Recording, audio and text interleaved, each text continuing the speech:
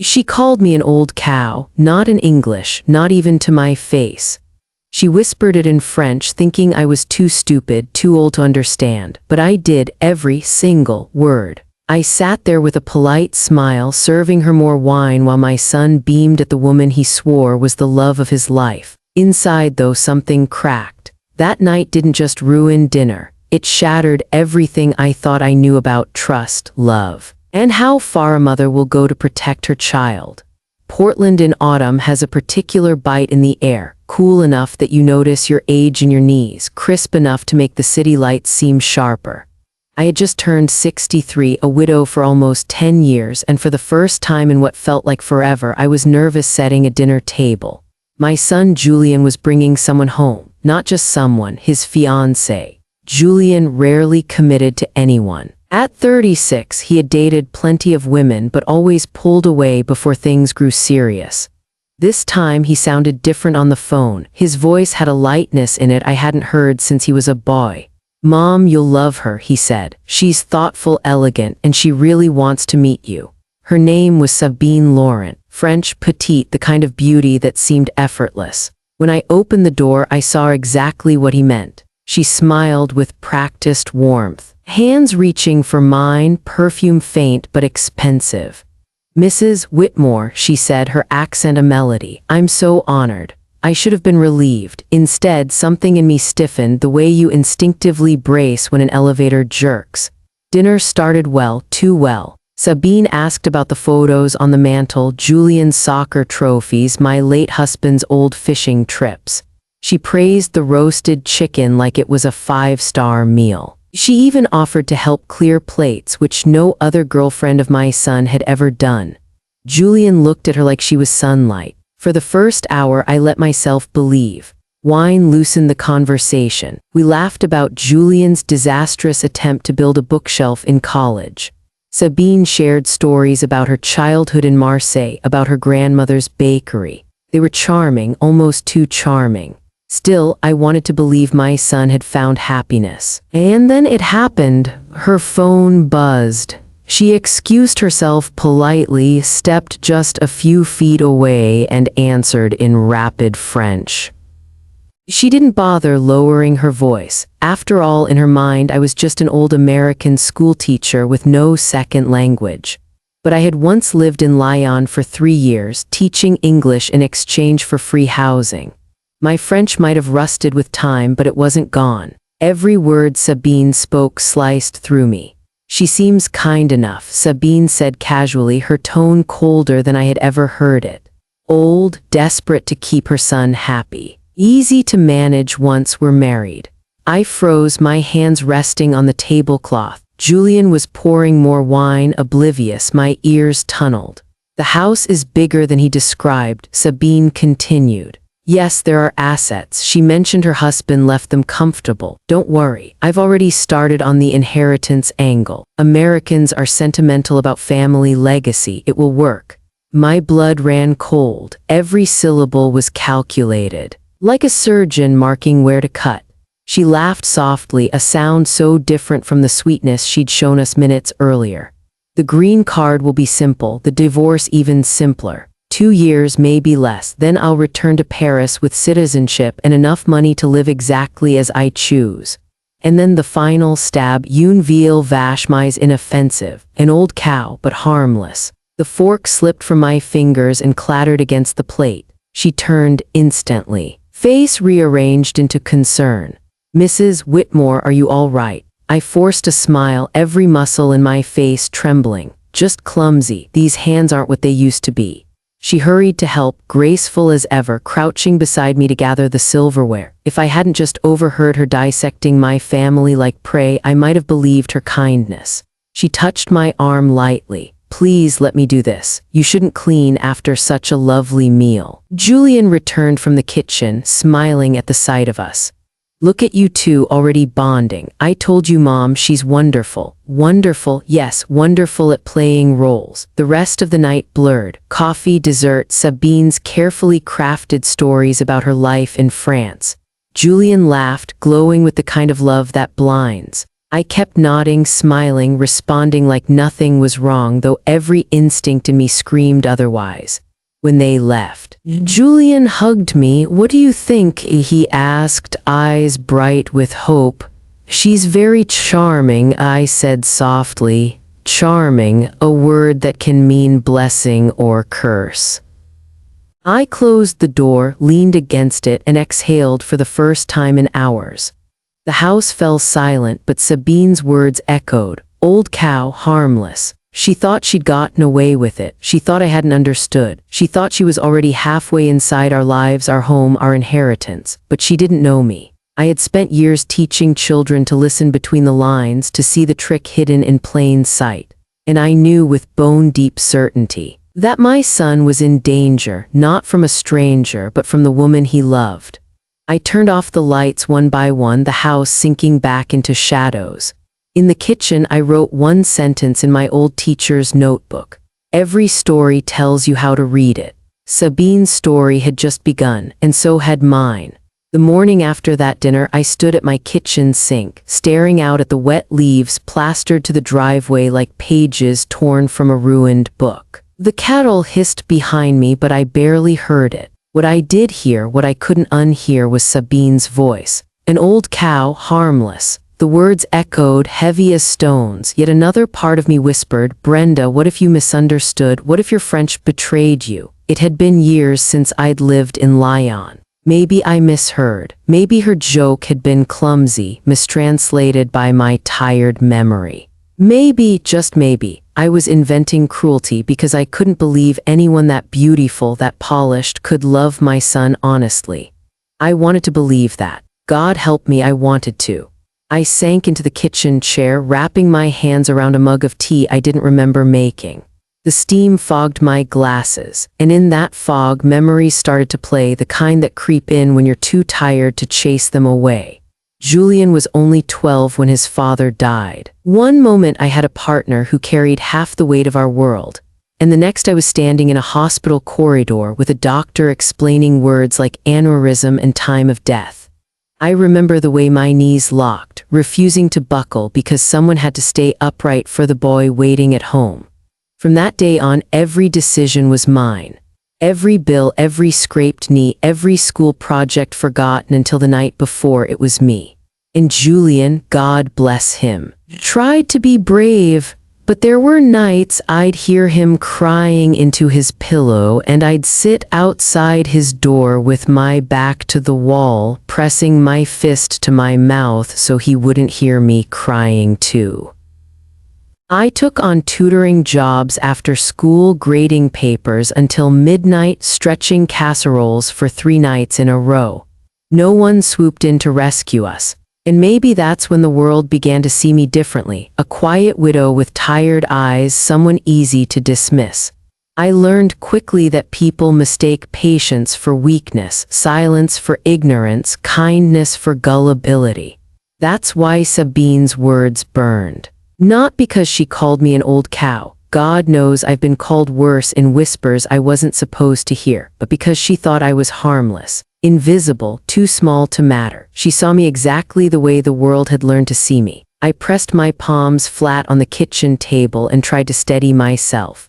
Maybe she didn't mean it. Maybe you imagined it. Maybe you just don't want your son to leave you for another woman. The last thought stung the most. Because wasn't that the truth buried beneath everything? I'd spent decades being Julian's anchor. If he tied himself to someone like Sabine, where did that leave me? But then I pictured his face at dinner, the way he looked at her like she was the answer to every question he hadn't dared ask. His laugh had come easier than it had in years. He was happy. Blindly, deeply, hopelessly happy. And I had overheard enough to know that his happiness might be built on sand. Lies dressed up as love. That's the knife edge I found myself walking. Protect him and risk shattering his trust in me, or keep silent and watch him drift closer to the cliff. I poured another cup of tea just for something to do with my hands. The kettle was still warm. I carried the cup into the living room and sat beneath the framed photo of Julian in his cap and gown, my heart swelling with the memory of how proud I had been that day. He was the first Whitmore to graduate from college. My boy, my only boy, the one I'd built my life around. I closed my eyes and whispered aloud, please let me be wrong. But deep down I knew I wasn't. I had heard the truth in Sabine's voice as clearly as I heard the rain on the roof. The question wasn't what she was after, it was what I was going to do about it. For hours I paced the house, picking up magazines I didn't read, straightening pillows that didn't need it, until finally I sat back at the table with my notebook. I opened to the page from last night and stared at the line I'd written, every story tells you how to read it. Yes, and Sabine's story was no fairy tale. It was a manual, carefully rehearsed, meant to disarm us. She was counting on my silence, counting on Julian's blind devotion, counting on our family's grief-softened defenses. But she didn't know me, not really. I tapped the pen against the paper and made a decision, one that left a hollow ache in my chest.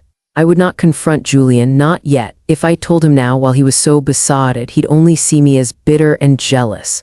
He'd defend her, not me. And then I'd lose him completely. No, I needed to be smarter. I needed to watch, to listen, to wait for Sabine to reveal herself. If she was as calculating as I suspected, she wouldn't be able to keep the mask on forever. For now, silence was my only weapon. Silence and patience. I snapped the notebook shut and stood. Outside, the clouds were breaking, thin streaks of sunlight pushing through the gray. I stepped onto the porch and breathed in the damp autumn air. Somewhere downtown, my son was probably laughing with the woman who had just marked me as harmless.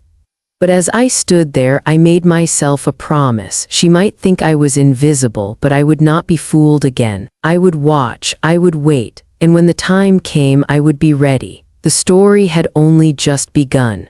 The weeks that followed were a study in contradiction, if you only glanced at the surface. Sabine was everything a mother might dream of for her son.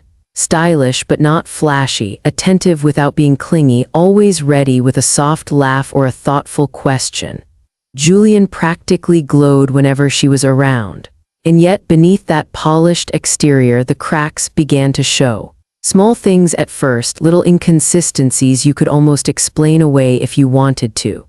Almost. One Sunday afternoon over coffee in my kitchen, Sabine told me proudly that she had studied literature at the Sorbonne in Paris.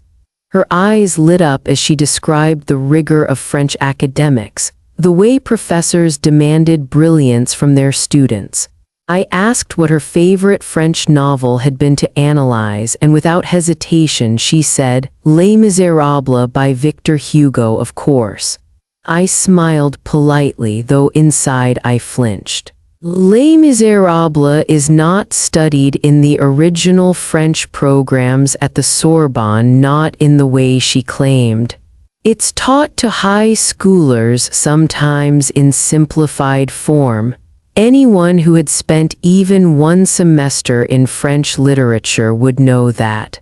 Still, I let it pass. People embellished their resumes all the time, I told myself. Maybe it was nerves. But then there were the family stories. She often hinted at wealth, an estate in Provence, parents who valued discretion because of their standing in the community. Yet whenever Julian or I asked about her parents, she grew vague. My father was a teacher, my mother, she works in government, she'd say before swiftly changing the subject. Oddly, there were never photos, never stories with names, and never the kind of small details that make family real. Meanwhile, I couldn't ignore how money seemed to flow out of my son's wallet like water through a sieve. Julian had always been careful with finances. He'd saved for years to buy his condo, but now expensive jewelry appeared on Sabine's wrist, designer handbags on her arm. He spoke excitedly of the getaway she wanted them to take to Maui, even though he'd never once shown interest in luxury vacations before. When I asked about it, he shrugged. She makes me want to live a little, Mom, live a little, or spend a lot. Each time I watched her smile sweetly at him while he signed the check, I thought of what I'd once told my third graders: you can love someone, but love doesn't mean closing your eyes. It means opening them wider. Love blinds us, yes, but a mother's eyes never close. By the time Thanksgiving arrived, I had decided to pay closer attention. My house filled with the smells of roasted turkey and pumpkin pie, and my siblings gathered with their children, voices warm and chaotic. Julian brought Sabine, who charmed everyone with her accent and gracious manners. For a while, I almost forgot the unease gnawing at me. Almost.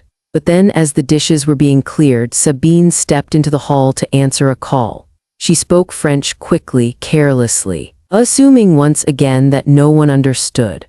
I stood frozen at the doorway, a tray of plates in my hands. "Oui, cousin, the visa is fine for now," she murmured. "But marriage will make it simple, and the property bigger than I expected. Americans, they protect inheritance like it is sacred. We will benefit." The words hit me harder than the first time. This wasn't casual cruelty or a flippant insult. This was strategy, calculation. I set the tray down slowly. Every nerve in my body taut. For the rest of the night, I kept my smile in place as my family laughed around the table, unaware of the performance unfolding in our midst.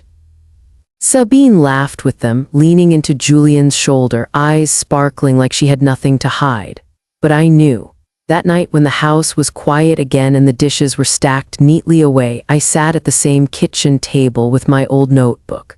This time, I didn't just write one line. I opened a new page and titled it in block letters, "Notes on Sabine." I began listing everything I had seen, every inconsistency, every overheard conversation. Date, time, place. Words, my pen scratched fast and steady, fueled by a mixture of fury and dread. If Sabine thought I was harmless, she was wrong. I had taught children to catch lies hidden between lines of text. I had taught them how to prove answers with evidence. Now I would do the same with her. The mask was cracking, and I was going to be ready when it shattered. The Monday after Thanksgiving, Portland woke up under a thin, pewter sky that looked like it had been poured, not painted. I stood at the counter shredding yesterday's turkey for soup, listening to the knife stutter against the cutting board. The house smelled like celery and thyme and the kind of comfort that usually fixes small things. It didn't touch the ache in my chest. Every time I closed my eyes, I heard Sabine's voice again. "Marriage will make it simple. The property is bigger than I expected. We will benefit." There are sentences that, once heard, refuse to be put back in the drawer. I dried my hands on a towel and stared at my phone as if it might decide for me. Tell Julian now and risk being the villain in my own house, or wait, watch, and pray I wasn't wading him into disaster. When he was 12. Decisions had been simple. You take away the bike if he rides without a helmet. You sit with him until the math makes sense. You say no to sleepovers that set your teeth on edge. You protect. You enforce. You sleep for an hour less but breathe easier. No one tells you how to mother a man. By noon, the soup was simmering and I was no closer to choosing. I put on the coat I keep by the door for exactly this kind of day. The kind where being alone in your head is a form of weather, and walked the 8 blocks to Patricia Keller's house. We've been friends since Julian was in diapers and her oldest, Eric, was still learning to throw a ball without hitting a mailbox. She's a retired nurse who can smell trouble the way some people smell rain, and she is the only person I know who can say you're wrong and make you grateful. Her door opened before I knocked. "You're late," she said like we'd had an appointment. "Soup'll be ready by 5, I said. "I brought nothing." "You brought your face," she said, tipping hers toward me, assessing. "Which looks like someone slept on it and forgot to iron. Patty calls me Brenda except on days when I need Brenda plus a shove. Today I got the shove." Inside, her living room was warm in that kind of human way nurses cultivate, blankets within reach. The coasters that look like they've earned their keep, a plant you suspect survives only because it's trying to impress her. She poured coffee and pushed a plate of butter cookies toward me. "Say it," she ordered, "before your courage leaks out your ears." I told her everything, the insult at dinner, the cousin, and the visa. The money seeping out of Julian's life into Sabine's pockets. The way my notebook had become a ledger of small betrayals. I tried to keep my voice steady, but it quivered anyway on the part where Julian looked so happy it made my teeth ache. Patty listened the way she has listened to 1,000 pain stories, without flinching, without swooping in. When I finished, she set her cup down and reached for my hand. "Okay," she said, "you're not crazy, your French is fine. And your instincts are better than mine most days. She's not right." So I tell him, I said, the words coming out like a dare. I sit him down and I tell him exactly what I heard. I show him the notes. And he hears what? She interrupted gently. That his mother can't stand the woman he loves, that you're jealous you've been replaced, that you snooped and you're making leaps. "I'm not snooping," I said, heat rising in my throat. She keeps saying the quiet part out loud. She thinks I can't hear. I can hear. "I know," Patty said, "but he doesn't, and he won't, not yet." The words landed with a soft cruelty. It's the kind that comes with knowing you are right at the wrong time. What am I supposed to do? Watch. I rubbed the place between my eyes where headaches begin. "I can see the cliff from here, Pat. He's driving toward it with the windows down, singing along to the radio. And I'm supposed to jog along the shoulder and hope he notices me waving." She didn't smile. "If you jump in front of the car, you both go over." We sat in it, the picture of love as triage. I wanted her to tell me rescue was the noble choice. I wanted a plan that ended with Julian saying, "Thank God you stepped in, Mom." Instead, she poured more coffee and offered a nurse's math. "If you go in too hard," she said, "you'll lose him, you know that. He's a good. But he's proud, and he wants to be right about her. He needs to be right about something that isn't work and isn't grief and isn't how tired he's been since his father died. This feels like a win to him. The more you push, the more it looks like you're trying to take that away." "So I do nothing?" I asked, hearing the petulance in my voice and hating it. "You do something slower," she said. "You document, you keep your eyes open, you be unavoidable, not loud. Present, let her reveal herself. People who lie for a living are allergic to patience, they make mistakes. When she does, you will have your own record, not just your word."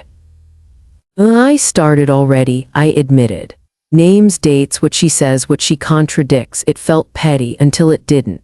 "That's a chart," Patty said, pleased. "We love charts. Charts save lives." "You're impossible," I said, and somehow the laugh cracked the ice around my lungs.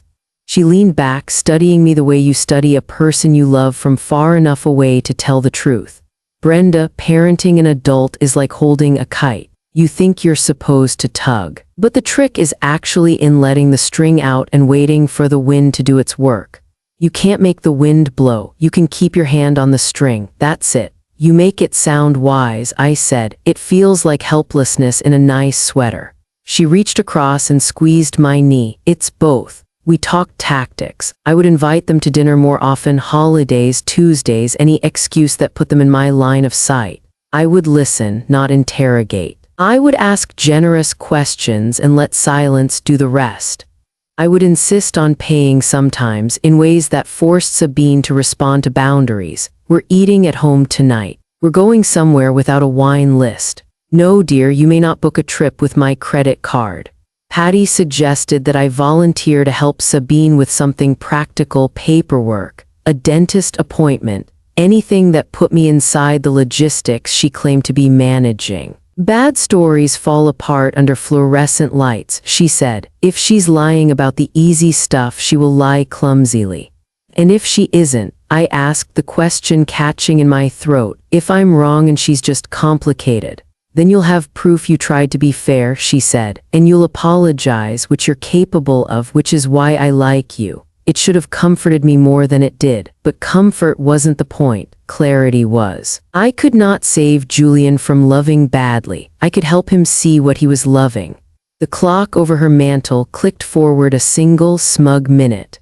Outside, the wind shook the bare cherry tree until a few reluctant leaves gave up the fight. The sound was soft and final. "I hate this," I said. "I know," she said. "That's why they call it love and not a hobby." On my way out, I paused on her porch and looked at the wet street. The neighborhood kids had left chalk ghosts on the sidewalk, rain-melted hearts and hopscotch squares collapsed into watercolor puddles.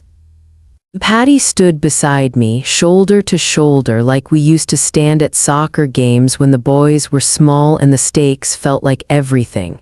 "You're not alone," she said, not as comfort but as inventory. "Call me when your hands shake. I'll remind you how to breathe." At home, the soup had cooled on the stove into the kind of stew that forgives neglect. I turned on the burner and watched the surface blur. Tiny bubbles rising around the edges like a plan coming to a boil slow enough to trust. The phone buzzed. "A message from Julian, dinner this week? Sabine found a new place on Mississippi Ave. She says you'll love it. Her treat next time, she insists." A winky face I hated on sight. I stared at the screen and felt the familiar split again, wanting to text back, "No, and come here instead, and we need to talk, and are you safe, and marry someone who knows what book you're reading because she likes the book, not the way it looks on the table." Instead I typed, "Thursday works. I'll meet you there at 7. Then a second message before I could lose my nerve. "Actually, why don't I cook? I have a new soup recipe that needs victims." A smiley face. "Because I can play the game too." 3 dots appeared, disappeared, reappeared. "Homemade sounds amazing. Sabine will bring dessert. Love you." I set the phone down and opened my notebook. The page titled Notes on Sabine greeted me with its bluntness. I numbered a new line and wrote the date, then Thanksgiving, call in French, visa mention, we will benefit. I underlined we so hard the paper napped. Then, below it, another line I hadn't planned to write, something that didn't belong to the case file but to the person carrying it. "I will not lose my son to a lie, even if he hates me for it." I left the pen resting in the crease and stood at the sink, palms flat on the cool rim the way I do when the past threatens to lean too hard against the present. I could hear my husband laugh in the back of my memory, that low sound like a string being plucked. I could see 12-year-old Julian in a too-big suit at a funeral he understood only in pieces. I could feel the weight of every night I'd chosen steady over easy. There are vows you speak at altars and vows you speak to an empty kitchen when no one is watching. The altar ones are crowded by witnesses and flowers and rings. The kitchen ones are made of steam and onion and a woman's spine. Both hold. The soup burbled. The sky darkened to the color of an old coin. I set 2 bowls on the counter, ladled dinner for one, and carried it to the table where my notebook waited like a companion who doesn't mind if you eat between sentences. I didn't text Patty again and I didn't call Julian. I ate slowly and read my notes once, twice, until the words were smooth against the inside of my mouth. Then I washed the bowl, turned off the lights, and stood in the doorway of my living room, listening to the hush that follows a decision. I would not charge the hill. I would build the case. I would be present enough to be unavoidable and quiet enough to be underestimated. I would wait for the wind, and when it came, I would have my hand on the string. The day I decided to hire someone felt like crossing a line I couldn't uncross. A mother isn't supposed to investigate her child's fiancé, but a mother also isn't supposed to stand still while the ground erodes beneath her family. I found his name through Patricia. Nurses know people, the kind of people who see what others try to hide. She gave it to me on a slip of paper, folded in half as if we were back in high school passing secrets in class. "Daniel Foster," she said. "He's quiet, thorough, and doesn't advertise. If you want someone to tell you what's real without spin, he's it." 2 days later, I sat across from him at a cafe tucked into a quiet Portland side street. He looked nothing like the private investigators you see in old movies. No trench coat, no fedora, just a plain gray sweater, wire-rimmed glasses, and a face that could disappear in a crowd. He might have been an accountant or a substitute teacher, which I suppose was the point. "I understand your situation," he said after I explained. His voice was even, calm, as though people brought him their secrets every day. Maybe they did. "You're concerned about your son's fiancée. You suspect she may not be who she says she is." I don't just suspect, I said, leaning in. I know she's lying, but my son, he can't see it. If I push too hard, I'll lose him. I need facts, something undeniable. Daniel nodded once, jotting a few notes in his tidy script. Tell me everything you've observed, even if it feels small. So I told him the French conversations, the inconsistent stories, the lavish spending, the Thanksgiving slip about visas and property. My voice shook at times, but I forced myself to be precise. If this were to matter, it couldn't sound like the ramblings of a bitter mother. He listened without interruption, only asking the occasional clarifying question. When I finished, he set his pen down. It's enough to start. I'll run her name, her visa status, her past residences. If she's been through this before, there will be traces. As we parted, he gave me one final look over his glasses. Be prepared, Mrs. Whitmore. When people run cons like this, it's rarely their first and rarely their last. That night, I couldn't sleep. The house felt too quiet, the shadows too thick. I sat at my computer with a cup of cold tea, pulling up every trace of Sabine I could find. Instagram, Facebook, LinkedIn, she was everywhere but nowhere. Her profiles were polished, carefully curated. Photos from wine tastings, art museums, beaches, but never messy, never personal. No childhood snapshots, no silly candid moments with friends, no birthday wishes from family members tagged in comments. Just a glossy highlight reel of a woman who seemed to exist only after she'd met my son. I scrolled until my eyes blurred, looking for cracks. A comment thread that went nowhere. A repeated photo of the same handbag, recycled 3 times as if to look new. Her Sorbonne connections were suspiciously thin. A handful of names, none with photos, none with history, like cardboard cutouts. Every click deepened the knot in my stomach. This wasn't just about Julian's heart anymore. It was about his future, his stability, everything I had built to keep him safe after his father died. A week later, Daniel called. His voice was steady, but the weight behind it made me grip the phone harder. She's used more than one name, he said. At least 2 aliases I've been able to verify so far, different last names, different backstories. In California, she was Sabine Marchand. In Nevada, she was Elise Renard. I pressed the phone tighter to my ear. And both identities are tied to quick marriages followed by equally quick divorces, he continued. Each ended with financial settlements that left the husbands worse off than when they began. One man filed bankruptcy 6 months later, the other sold his business. I sat down hard in the kitchen chair, the one with the loose leg I still hadn't fixed. My heart pounded in my throat. So Julian isn't just in love with the wrong woman. Daniel's silence stretched then. He may be her next Mark. I closed my eyes, the word Mark echoing like my son was nothing more than a line item in someone else's ledger. He went on, she's careful, smart, she doesn't stay long in one place, but the pattern is there, different states, different men, the same outcome. If she's here with him, it's not an accident, it's by design. For a long time after the call, I couldn't move. The refrigerator hummed, the clock ticked, but all I heard was my son's laugh at Thanksgiving, his arm around Sabine, his face lit up with a joy I hadn't seen in years. And beneath it, the image of him gutted financially. Emotionally, his trust in ruins because he gave his heart to a predator. The heartbreak was sharper than anything I'd felt since the night his father died, because this time the wound was still preventable. That night I opened my notebook again. On a fresh page I wrote in bold letters, "This is not just lies, this is a threat, and beneath it, she is far more dangerous than I believed." As I underlined the words, I realized the truth I'd been resisting. I wasn't just fighting for Julian's happiness anymore. I was fighting for his survival, and I wasn't going to stop until the mask was ripped off completely. When Julian called to say Sabine's parents were flying in from France and wanted to meet me, my hands went cold around the phone. "Dinner at your place, Mom?" he asked, his voice brimming with excitement. They're very traditional. Family approval means everything to them.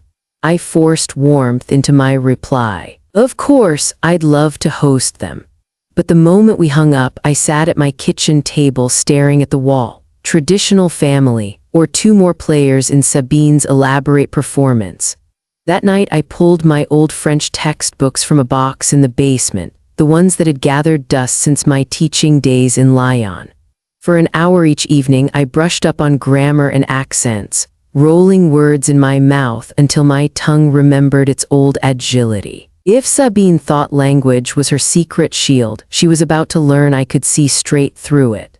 The evening arrived, crisp and damp, Portland streetlights casting halos on the pavement. I lit candles, set the table with my grandmother's china, and told myself to breathe. At precisely 6 o'clock, the doorbell rang. Julien stood proudly on the porch with Sabine, radiant in a dark dress, and behind them an elegant older couple. "Mom," Julien beamed. "This is Monsieur and Madame Laurent."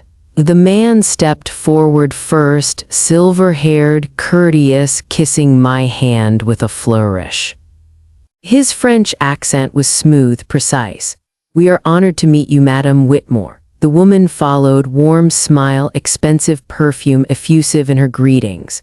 "It is such a joy to meet the mother of Julien. You have raised a wonderful son." Their performance was flawless, almost too flawless. We sat at the table, passing bread and pouring wine. Conversation flowed politely, Paris, travels, family anecdotes. But as I listened, something pricked at me. Their vowels, their rhythm. These were not people from Marseille as Sabine had always claimed.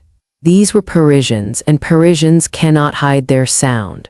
I kept my expression neutral, smiling at the right places, nodding at stories, while inside my mind sharpened like glass. Midway through the meal, as Julien carried plates back to the kitchen, Sabine leaned toward her parents, switching quickly into French. She must have assumed the clatter of dishes would cover her words. "L'américaine est naïve," the man murmured. "The American woman is naive. Restez concentré, el héritage vaut la peine." Stay focused, the inheritance is worth it. The woman chuckled softly, adding, "Tout est presque nous." "It's almost ours." I froze, fingers curled around my wine glass. My pulse thundered, but I forced my face to remain calm. I even smiled faintly, as if enjoying some private memory. Inside, though, my thoughts burned. They think I'm blind. They forgot I can see in their language. Julien returned, cheerful and oblivious, setting down dessert. "Everything okay?" he asked. "Perfect," I said smoothly, meeting Sabine's eyes across the table. She tilted her head, smiling with that same polished charm. But in that moment I knew Sabine wasn't working alone. This wasn't just one woman spinning lies. There was a network, a machine. And my son was standing at the very center of its gears. The candles flickered as if the house itself shivered. I lifted my fork, tasting nothing, and told myself to breathe steady. The performance had only just begun, and I was still expected to play my part. That night, as I washed the dishes alone, one truth pressed against my ribs until I could hardly breathe. This wasn't a romance gone wrong. It was an operation. 2 days after the dinner with the Parisians from Marseille, Daniel called and asked if I could meet him somewhere quiet. We chose a neighborhood library that still smelled faintly of dust jackets and lemon oil, the kind of place where whispers sound like secrets and secrets feel at home. He arrived with a slim folder under his arm and that accountant's face of his, mild, neat, unremarkable. He didn't sit right away. He scanned the room, nodded to himself, then claimed a table in the far corner under a humming fluorescent light. I followed, pulse already trying to outrun me. "I've got enough to form a picture," he said, placing the folder between us like a harmless sandwich. "It isn't pretty. My hands were steady in the way your hands get steady when your heart is falling through the floor. Tell me." He opened to the first page, photocopies, screenshots. Bits of public record connected by the kind of thread only a patient mind can see. "I can confirm at least 3 American men," he said, tapping the first set, California, then Nevada, then a small town in Colorado. Different names she used, Sabine Marchand, Elise Renard, and once oddly Claire Sabatier. I stared at the pages and felt the same sick drop you get on a freeway ramp when you realize you've taken the wrong exit at 60 miles an hour. The pattern holds, Daniel continued. Whirlwind romance, accelerated timeline. She's eager to merge finances for convenience or to build a life together. Small legal threads, utility bills, joint memberships, just enough to look legitimate when she later claims contributions. And then the divorce, I said, hearing the scrape in my own voice. Quick, he said, tidy, always on terms that favor her. She knows the pressure points, allegations whispered, not shouted. A strategic demand here, a threat there. Men settle to make it go away. One drained his 401k. Another sold his truck and took a night shift just to keep up with payments he agreed to while he was half in shock. He flipped to a page with a wedding photo clipped from a local paper. Cheap tuxedo, good suit, a woman with a familiar posture and a soft, practiced smile. Two of them, Daniel said, filed for bankruptcy within a year of the divorce. A third isn't ruined on paper, but a quiet lien on his business says he's not sleeping well. I stared at the faces of men who could have been my son in different lighting, ordinary, hopeful, standing next to a promise in heels. The library's clock ticked like a metronome trying to keep my breathing even. Why no charges? I finally asked. Daniel's mouth went flat. Because what she does isn't sloppy. She never writes the incriminating email. She doesn't threaten in text, she suggests. She leaves a breadcrumb of affection every time she pushes for access, so later it looks like mutual enthusiasm. She picks men with enough pride that when they realize what she is, they'd rather pay than admit they were fooled. My cheeks burned. Shame is a powerful bribe even for people who haven't done anything wrong. He turned a page.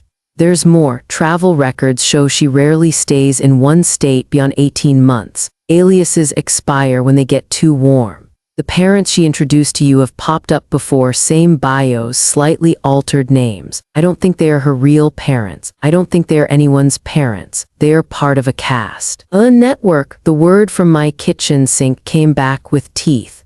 Daniel slid a sheet toward me. Here's the timing you need to care about. Based on the past, she pushes for engagement within 3 to 5 months of meeting the mark. Wedding within 2 to 3 months after that. That puts Julian in the window.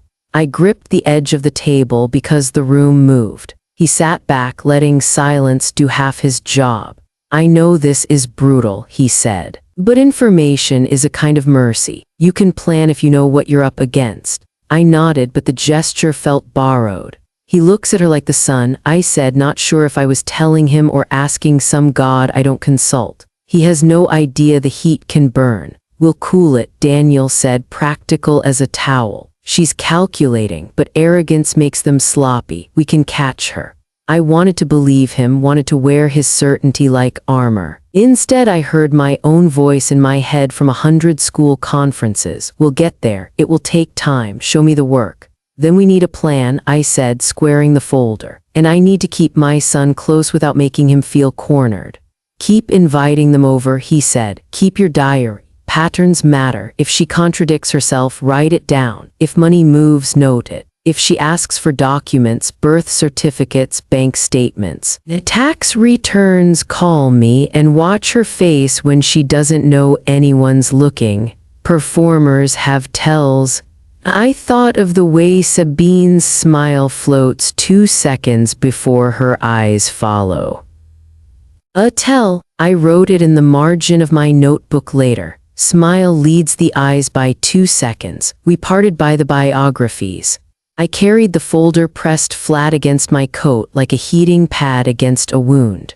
Outside, Portland's afternoon had unspooled into that gray that makes the city look like it's in its own photograph. I walked home because moving forward felt like proof that I could. That night, I opened a new notebook. The old one with my single-sentence vows had started to feel like a friend. This one needed to be a ledger. On the first page I wrote, Diary of Events, Sabine Laurent. A record for the day truth requires witnesses. I dated the first entry and wrote about the dinner with the parents. I described the accents, the whispered line about inheritance, the detail about Parisians mislabeling themselves as Marseillais. I wrote the table settings, the wine label. The moment the candle sputtered like a throat clearing, because details become memory's defense later when your certainty is on trial. Next entry, the Instagram photo she posted that afternoon. Sabine in my kitchen, head tilted, captioned "Learning American Pies with my favorite teacher." I added what the photo didn't show, her texting under the table, her comment in French 5 minutes later to someone named Eloy. Lest Daus, trop facile. She is sweet, too easy. I wrote until the muscles in my hand ached, then iced my knuckles with a bag of frozen peas like any woman who has gotten good at tending her own injuries. Days stretched. The small things multiplied. Sabine forgot her wallet 3 times in 10 days. Julian paid. She lost her keys at my house and needed to borrow mine to run back in alone. Later, I noticed my filing cabinet had been nudged a fraction of an inch, and the brass ring on the folder marked insurance had a fresh, faint fingerprint. She spoke with affection edged in management. She practiced gratitude like a charm. "Thank you for dinner, Brenda. You are so generous.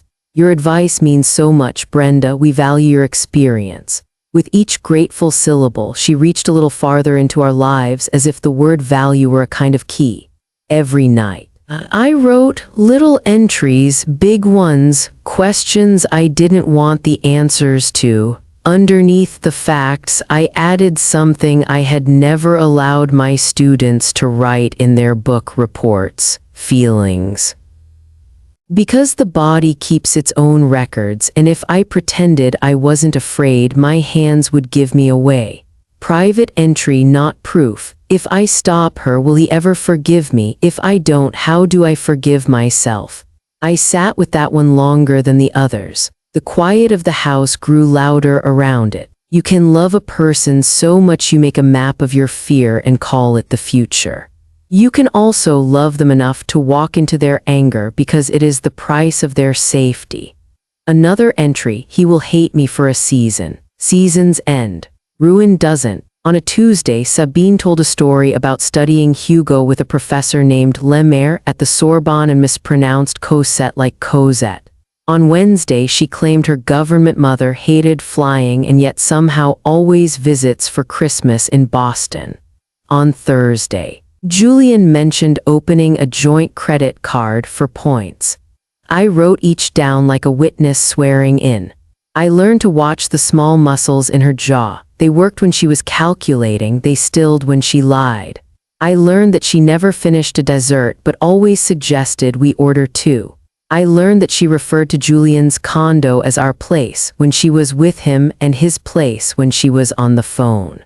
Some nights I cried in the bathroom with the shower running because steam forgives sound. Some nights I slept like a stone because exhaustion shut the door. Through it all, Daniel checked in with the flat cadence of sanity. No new marriages in Oregon under those aliases, he'd say. Her visa status is valid for now. Watch for an engagement push, it's her pattern. Once he texted at 11:14 p.m., "Remember, arrogance makes them sloppy. We can catch her." I saved the message like a lighthouse. I started to notice Sabine's unlucky subject, time. She could name restaurants in Paris but not which arrondissements closed early on Mondays. She could praise Proust but never quote a line. She told me she loved watching the boats on the Seine at dusk but put the sun in the wrong place. When people borrow cities, they misplace the light. One afternoon, she arrived with a bouquet and an ask. "Brenda, you are so organized. Could you help me understand a few forms?" She pulled out a slim stack, harmless items, a rental application, a bank brochure. Behind them, tucked like a shy animal, I glimpsed a checklist with the word adjustment of status in 12-point type. I smiled like a woman who loves paperwork. "Of course," I said, sliding the stack toward me. "Leave these with me, I'll look them over tonight." She hesitated, then withdrew the stack, pulling the brochure back like a hand from a burner. Perhaps another time, she said, brightness back on like a light switch. I added a line to the diary, light switch. That evening, I walked the perimeter of my house the way you do after hearing a noise. Everything looked normal. That's how houses are right before the storm starts, composed.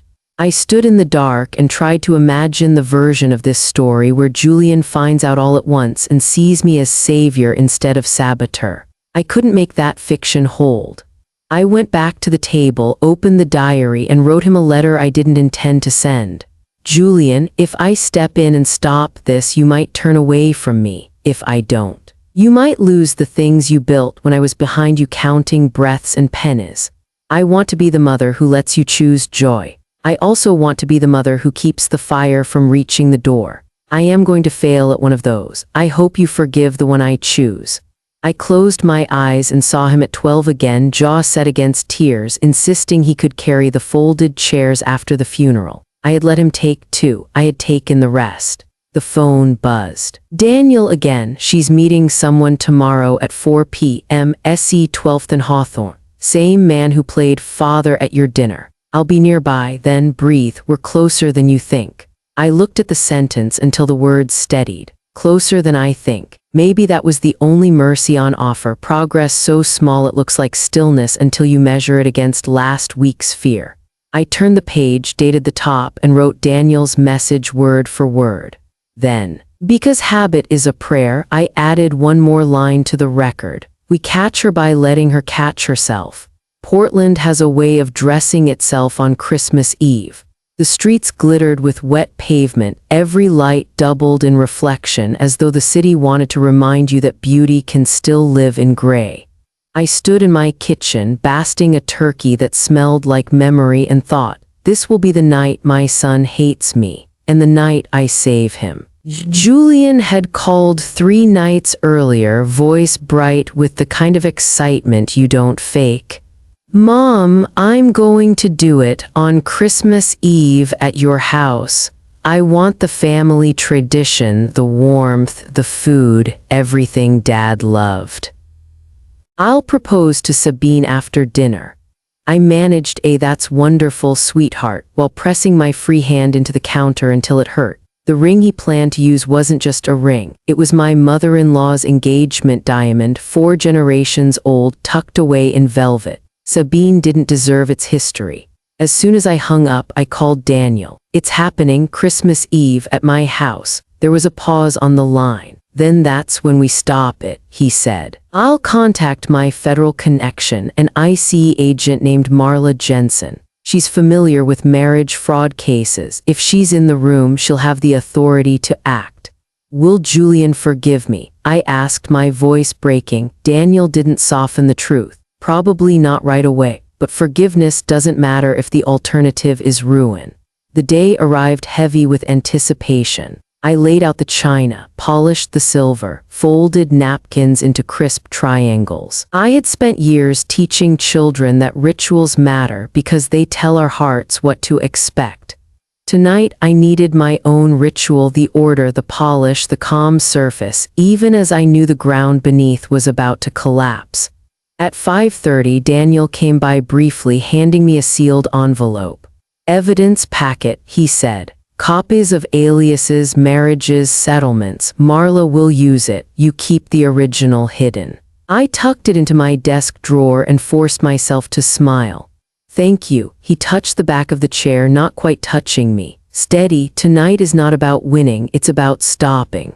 At 6 sharp, headlights flashed in the driveway. Julian bounded up the steps with Sabine on his arm, radiant in a crimson dress that shimmered in the candlelight. She carried a bottle of French wine and that air of effortless charm she wore like perfume. Mom, Julian said, hugging me tight, doesn't she look amazing? She does, I said evenly, holding the hug 1 second longer than I should have. He still feels like my boy, I thought, even as he walked straight into the trap. Sabine kissed my cheek, her lips cool, her perfume sharp. Merry Christmas, Brenda. I hope tonight will be unforgettable. It will, I thought, but I only smiled. Dinner unfolded like theater. Sabine was magnificent in her role, laughing at Julian's jokes, reaching for his hand at just the right moment, painting pictures of their shared future in Paris and Portland, 2 homes, 2 cultures, a life of adventure. She spoke about children in a way that had Julian's eyes shining. 2, maybe 3, we will give them both French and American roots, they will grow up with everything.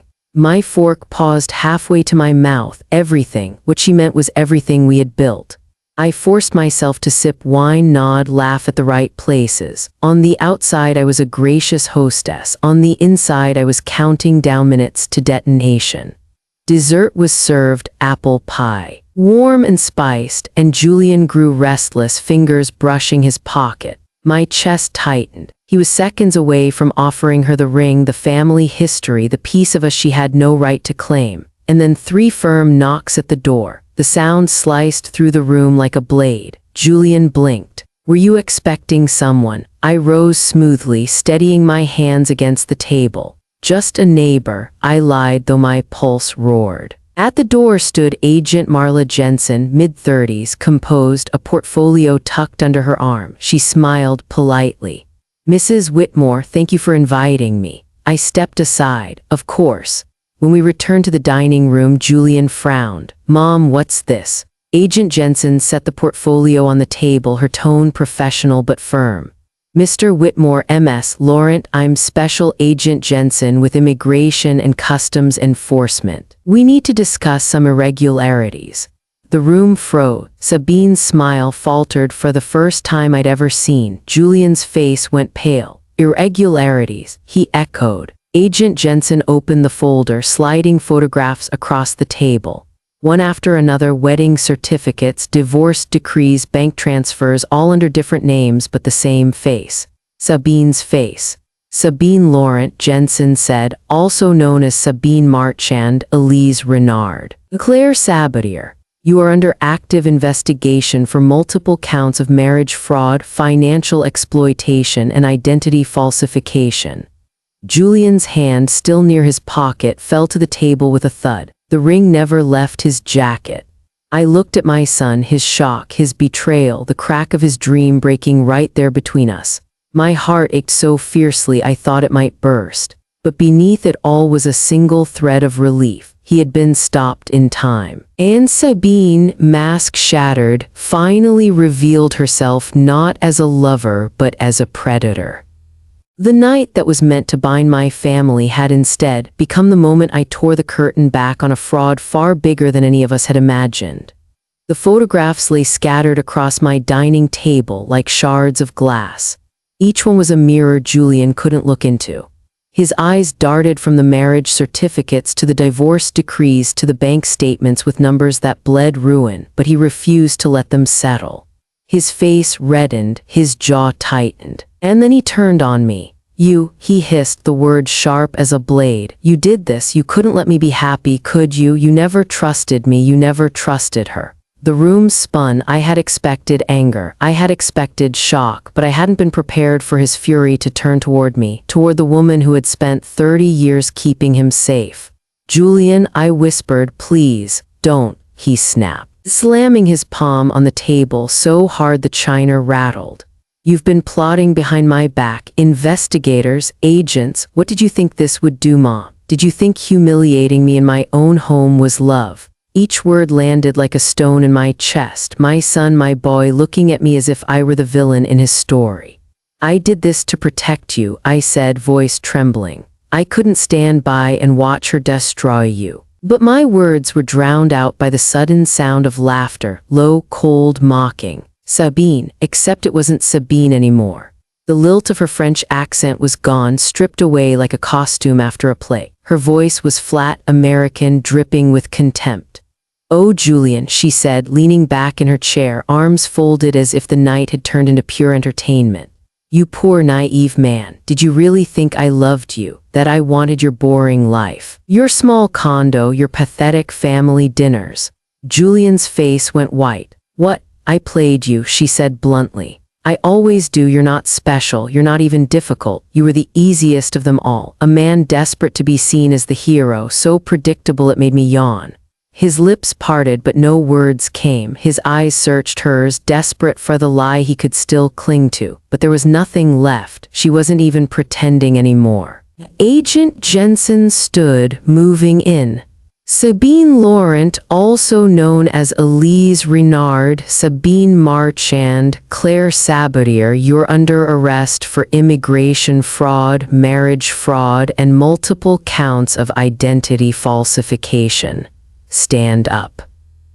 Sabine smirked, her eyes locked on Julian as though savoring her final chance to wound him. 2 years, that's all I needed. Then I'd have left you in pieces, just like the others.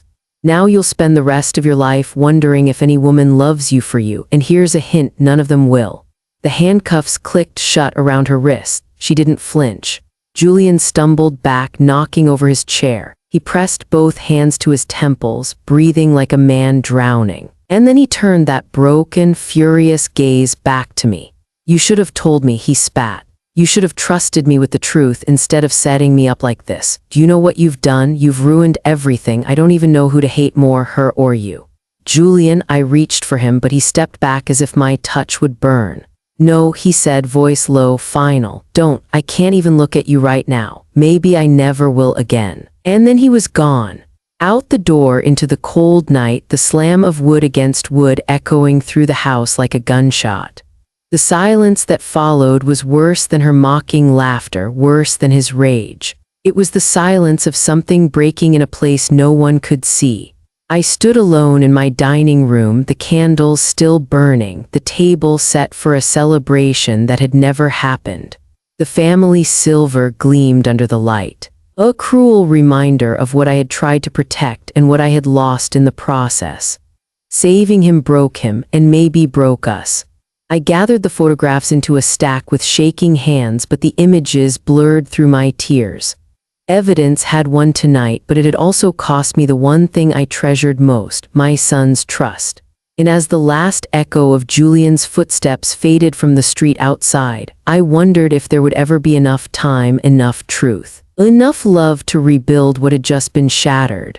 For days after Christmas Eve, the house felt haunted, not by ghosts but by absences. Julian's laughter no longer filled the kitchen, his jacket no longer hung on the back of the chair. I'd saved him from a woman who would have gutted him, but in doing so I'd driven him away. The silence pressed against me until I thought I'd choke on it. Every corner of the house whispered the same question, was it worth it? Daniel called 3 days later. There's something you need to know, he said. Something that changes the picture. I braced myself. What now? The name she used with Julian, Sabine Laurent, it isn't just an invention. It belongs to someone real. A young woman in Marseille named Clémence Moreau. She's 28, works in hotel management. No criminal record, no connections to fraud. Just unlucky enough to have her identity stolen. The room tilted. I gripped the phone tighter. She's real. Yes, real and blindsided. French authorities have already questioned her because of the trail left behind. Her accounts were frozen. Her reputation tarnished in her community. She's the collateral damage in all of this. Collateral damage. My stomach turned. Sabine, or whoever she truly was, hadn't just targeted men like Julian. She'd stolen the life of an innocent woman across the ocean and used it like a mask. And in exposing her, we had dragged that real woman into the wreckage. I whispered into the phone, so while I was saving my son, another mother's daughter was being destroyed. Daniel's voice softened. Yes, and I thought you'd want to know. That night I couldn't sleep. I sat at the dining table, the same place where everything had fallen apart, staring at the half-burned candles still sitting there.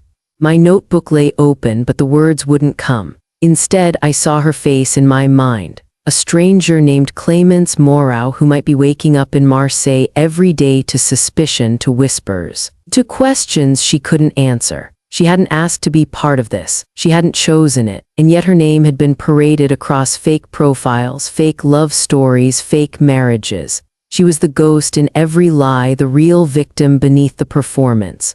I poured myself a cup of tea and sat in the dark, whispering aloud, I have to help her. I can't let this end with her destroyed, too. The next morning, I called Daniel. Can you get me a way to reach her? There was hesitation on the line.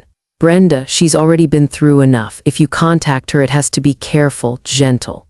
I know, I said, but I can't ignore her. If my family had been used this way, I'd pray someone would reach across the ocean to tell me I wasn't alone. He was quiet for a moment, then agreed. I'll see what I can do. 2 days later, he handed me an email address scribbled on paper. Write her, he said, not as an investigator. As a mother, I sat at my computer for an hour before I typed the first word, Dear Claimants. The letter was clumsy, human.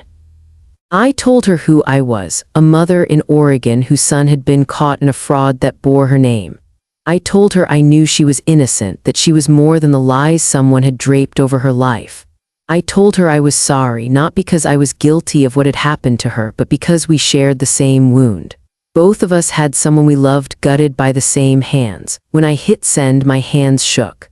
Her reply came 3 days later, simple, heartbreaking. Madam Whitmore, thank you. Everyone here looks at me like I am two people, the woman they knew and the criminal they read about. You are the first to see me again. I did nothing wrong, but my life feels stolen. I read those lines over and over, tears blurring the screen. She was thousands of miles away, and yet her pain felt as close as if she were sitting across the table from me. That night, as I wrote in my diary, something shifted. For weeks, I had thought my mission was singular: save Julian, protect him even if it meant losing him. But now I saw the wider circle of damage. This wasn't just about shielding my son, it was about standing for truth, even when truth cost more than silence. It was about helping not only the child I raised, but the stranger whose name had been turned into a weapon. To love is to protect, I wrote. But true love also tells the truth, even when it hurts. Especially when it hurts. I closed the notebook and looked toward the empty chair where Julian used to sit. My heart broke all over again, but this time the pieces pointed forward. Saving my son wasn't the end of the story. It was only the beginning, because now I had two people to fight for: the boy I raised and the woman whose life had been stolen. And maybe, just maybe, in helping her, I could find a way to show him that my love had never been about control. It had always been about light. The weeks after Christmas moved like winter fog, slow, gray, without shape. Julian didn't answer my calls. When he did reply to my texts, the words were clipped, functional, stripped of warmth. I'm fine, don't worry, busy with work. Each message was a wall he was building higher. I didn't blame him. I had detonated his life at my own dining table. Even if the bomb was necessary, the blast had still scorched us both.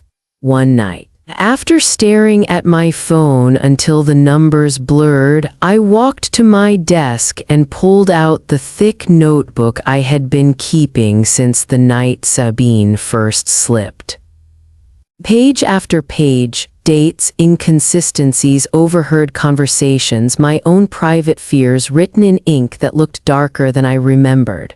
It was my map through the storm, proof that I hadn't acted out of jealousy or control, but out of desperation. I sat at the table, slid the notebook into a padded envelope, and wrote his name on the front, Julian. On the back, I scrawled just 3 words: read it all. The next morning, I left it on the doorstep of his condo and walked away before he could open the door. It was nearly a week before I heard from him. Late one night, my phone buzzed, a text. I read it, not ready to talk yet, but I see now it wasn't just meddling. You carried this alone, that's hard to ignore. Tears burned my eyes. It wasn't forgiveness, but it was the first crack in the wall. When Claimants Morrow arrived in Portland 2 weeks later, she was nothing like the imposter who had stolen her name. Petite, unassuming, with tired eyes that spoke of long battles she hadn't chosen. She carried herself with quiet dignity, though the weight of what had been done to her clung like shadow. We met at the airport, and when I held the sign with her name, her real name, she smiled faintly. You are Brenda, she said in careful English. Yes, and you must be so tired, I replied. For 3 days she stayed in my home. We spoke of her life, her job at a hotel in Marseille, her mother's illness, the friends who had begun to doubt her once investigators arrived with questions she couldn't answer. "You understand," she asked one night as we shared tea at my kitchen table, "how it feels to be blamed for something you did not do?" I nodded. "I do, because my son looks at me that way sometime, as if protecting him was the same as betraying him." Her eyes softened. "Then we are both trying to rebuild." On the third evening, Julian agreed hesitantly to join us. He walked in with guarded eyes, scanning claimants like she was a test he hadn't studied for. She stood, offered her hand, and spoke with sincerity that needed no performance. "Julian, I am sorry. You lost something because of my stolen name. I lost something too. Perhaps together we can remember that I am not her." The silence that followed was brittle. Julian looked down at her hand, then finally shook it. His voice was low. "You don't sound like her." "I am not her," she said simply. At first, the evening was stiff, conversation halting, Julian answering in monosyllables. But slowly, something shifted. Claimants laughed at her own mistakes in English. She told a story about dropping an entire tray of champagne glasses at the hotel and bowing so dramatically that the guests applauded instead of scolding her. Julian's mouth twitched. Then he laughed. It was small, but it was real. Later, as he helped me clear the dishes, he spoke quietly so only I could hear. "She's real, Mom, and that makes everything different." My throat tightened, but I only nodded. That night after they left the table, I wrote one more line in my diary. "Healing doesn't arrive like lightning. It comes like dawn, slow, reluctant, but steady. And tonight the horizon is changing." Julian wasn't whole yet. He wasn't ready to forgive me completely, but I could see it, the first cautious steps toward healing, toward trust, toward something that might one day be called peace. And for the first time in months, I let myself hope. The spring came late to Portland that year. The dogwoods bloomed in hesitant bursts, like even the trees weren't sure they could trust the season. By then, months had passed since Christmas Eve, the night everything broke and began again. Julian had grown quieter, more deliberate. He worked long hours, but he stopped pouring himself into distractions. Instead, he started answering my texts with more than one-word replies. Sometimes he even called, not often, but enough to remind me that silence didn't mean absence forever. One evening over coffee at my kitchen table, he said, "Mom, I'm going to France."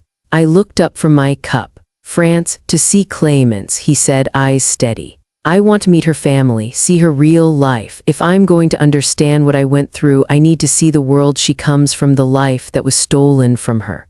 I nodded, heart caught between pride and fear. "Go. See it with your own eyes, but don't rush into anything." He smiled faintly. "You taught me that. Believe it or not, I was listening." 2 weeks later, he boarded a plane to Marseille while I stood at the gate, waving. I didn't follow. This was his journey now, not mine. My job was to let go, to trust the man I'd raised to walk into the world with eyes open. Back at home, the house felt different, not haunted, but quiet in a way that invited reflection instead of grief. I sat with my diary, reading old entries. Some lines shook me, raw, desperate scratches of fear. Others made me weep, pleas scrawled to a God I wasn't sure would answer. But as I turned the pages, I saw something else: strength, persistence. The messy, imperfect kind of love that doesn't give up, even when it risks being misunderstood. I thought back to that night, the insult whispered in French, "Une vieille vache, old cow." It had cut deep then, but now it almost made me smile, because the woman who said it thought she was mocking me. In truth, she was naming my endurance. I had carried burdens, plowed through storms, and yes, been underestimated. But I had survived, and my son had survived because I refused to close my eyes. Julian sent photos from France, not glossy, curated ones, real ones. Him standing in front of the hotel where claimants worked, hair mussed by the wind. Him at a dinner table with her parents, laughing awkwardly as they corrected his French. Him walking through a market in Marseille. holding a bag of oranges and looking like a man who had found something genuine, something not wrapped in glitter or lies. When he called one evening, his voice was different, softer. "She's real, Mom, and it feels steady, no masks, no rush, just honest." I closed my eyes, breathing out a prayer I hadn't known I'd been holding. "That's all I ever wanted for you." By summer he came back, taller somehow, not in body but in presence. We sat on the porch one evening, cicadas buzzing in the dusk. He was quiet for a long time, then finally spoke. "I was so angry at you," he said. "I thought you'd stolen my choice, but now I see it. You didn't steal anything. You saved me. You carried it alone because you thought I couldn't handle the truth." I felt tears sting my eyes, and maybe I should have trusted you with more of it. "Maybe," he admitted. "But you trusted me enough to let me hate you for a while. That's its own kind of love, isn't it?" I reached for his hand, and this time he didn't pull away. Julian and Clemence never rushed. No whirlwind engagement, no dramatic declarations. They wrote letters. They visited when they could. They learned to build something slow, honest, brick by brick. And I learned at last to stand back, not as a wall between him and the world, but as a light he could look toward when things grew dark.